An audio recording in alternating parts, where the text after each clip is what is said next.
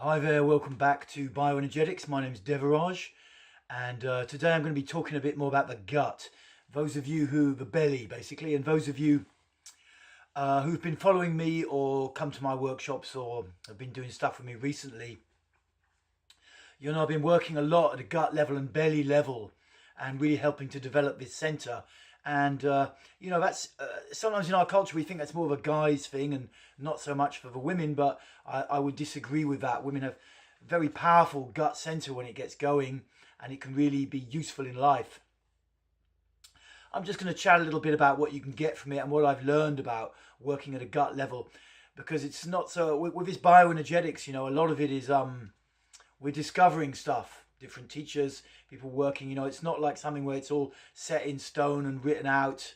You know, it's quite it's a bit cutting edge. One of the main things about the gut center, I don't know if I can take this down a little bit, is down here we're talking beneath the solar plexus and above your genitals, around this whole area. And one of the most important things about this area is it's really a central connection point for a lot of your body. And this, when you're in touch with your belly, when you can feel inside your belly, it'll create a natural healing in your life. You know, a lot of people I live and work around the new age scene quite a lot. And a lot of those guys are very busy with different nutritional systems, stuff you learn. I'll put my hand up here because it's stuff you read about, and different nutritional systems, different healing systems, crystals, whatever, blah blah blah blah. It's all a lot of stuff that you do to try and the mind starts to notice there are issues going on in your psychology or in your body, and it goes to books and it goes to these stories to try and heal the issues. Once your gut center is active, you won't need to do any of that. You really won't. It might sound a bit flippant, but the majority of the time you just won't need to do it, because your belly is a central connection point for a lot of your other organs and a lot of your other energy centers, especially in the lower part of the body. And when we've been very mind-centered, we've become progressively cut off at the neck, particularly around just above the solar plexus.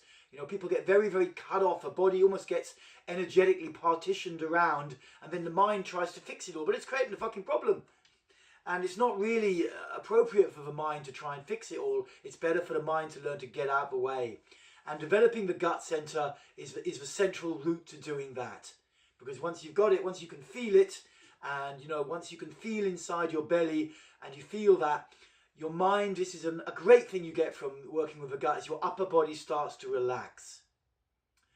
Very often working with clients and looking at my own life, my mind took on a whole heap of tasks.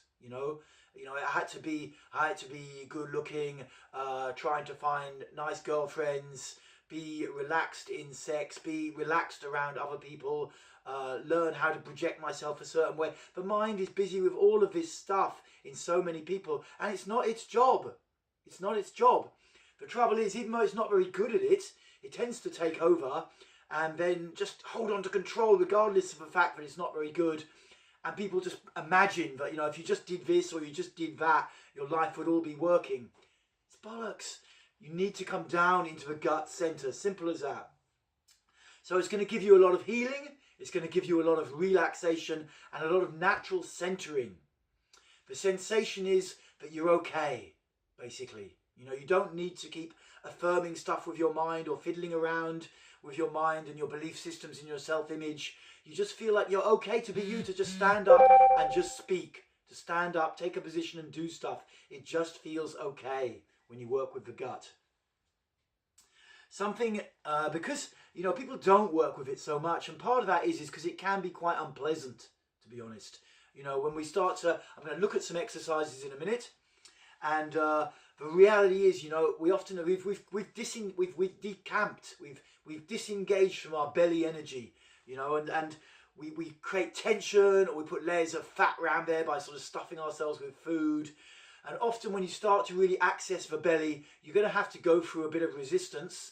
You might start to feel very tense. If it's getting painful, you need to slacken off. You could also get nausea. It's another thing it's not easy to deal with. But nausea, in my experience, is a sure sign that the mind is starting to relax and let go of control. So try and stay with it and go through it if you get nausea.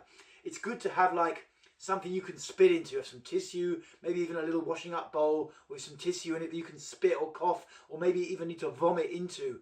Because when you start to get in there, you don't want to cut off, you know, and just keep jumping back into the mind just because there's some level of unpleasant feeling. You know, it's good to do it over a period of time. I've been doing this gut work now for the last 2.5 months or so, and I love it. But it is definitely challenging. You know, you have to break through a crust of resistance and say, hey, I'm going to do it. And of course, you also need to take care of yourself and not just blast in there and risk, you know, wounding yourself in some way. It's not that likely, but you could create a bit too much. You might be unlocking tension a bit too quick. Other things you can expect to kind of happen. What's important to recognize in therapy, there's 2 types of traumatic wounding as a rule. You know, disconnection wounds, abandonment wounds, which tend to be centered energetically around the heart, and basically invasion wounds, you know, which tend to be centered around the gut. And the disconnection wounds are when you want something and it's not there, mama, and she's not there, you know, disconnection, abandonment, the feeling. Heart-centered wounds. And gut-centered wounds is when people are coming too close to you. Maybe they're being abusive to you in some way, physically or emotionally as a kid, or even later on, or even sexually.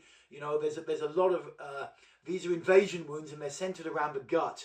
And when you start to open this area up, you can feel very sensitive at times, and you have to be willing to give yourself what you need. Sometimes you may need to set boundaries a little bit at work or with friends or people or whatever.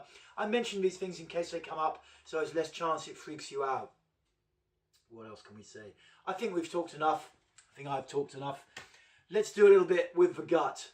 I'm sorry, the light's coming in a little bit funny, so I don't know if I can change that.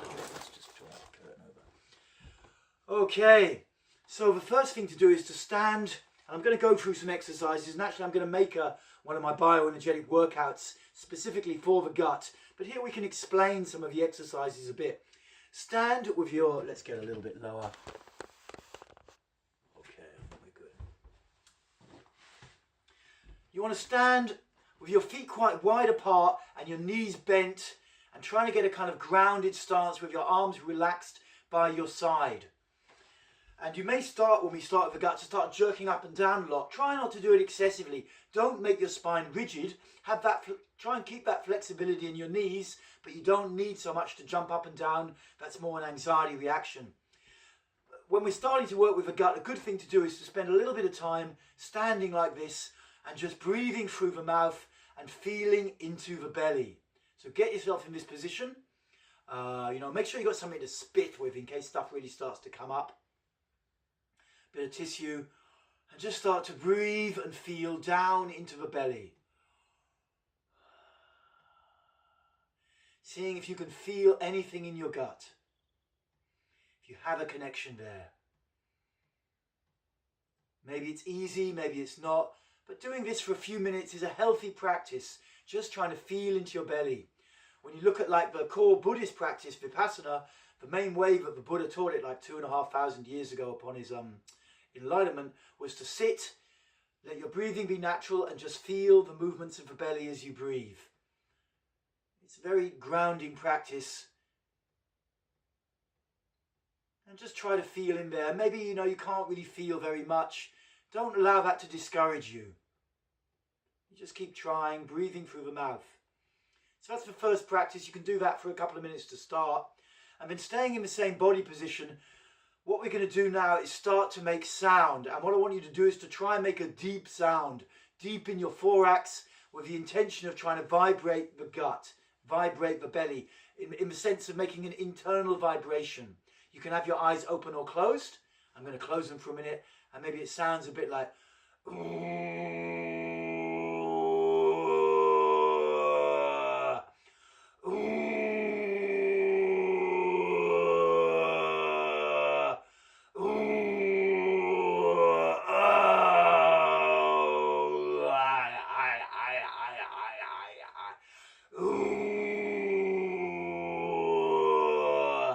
trying to breathe and make a sound from your belly. Maybe it sounds a bit funny. It's okay if it makes you laugh. The thing is to stick with it again. Often when we go into the belly, what I see very often working with people is that they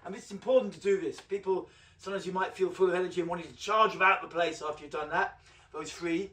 But it's good basically to actually sit for a little while and just feel your belly, meditation style. So I'm just going to sit back here. Hopefully you can see me. And you know, if you can't bend your legs like this, if you need to sit on a chair, it's really okay. It doesn't have to be this kind of Buddha position, but if you can do this, it's great. I mean, all I'm going to do is just allow my breathing just to be natural. I'm not going to do anything to change it. Close my eyes and simply feel my belly. And if you've been doing these exercises, the first 3 stages, maybe for 20 or 30 minutes, you should do 10 minutes at the end of just really feeling your belly. You can put a bit of music on. I'll suggest some music on the little bit of spiel underneath the video. And otherwise do 3, 4, 5 minutes. But really try and just feel the belly.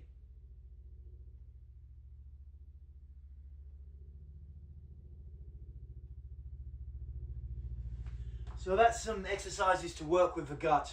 I didn't mention it in the little preamble, but what you'll notice is you can go in quite a deep state of meditation from this practice. That's why the Tibetan guys do it. And you know, that's really beneficial to you. Maybe you've come more from a therapy background, or you want to step up and be a super tough guy or something, all okay. But also meditation really gives you something deep. So this belly practice, it does that because the belly energetically is underneath the thinking mind. You know, you can open yourself at a heart level here, but that's still very much caught up in the mind as well. You can have powerful experiences, you know, cosmic experiences.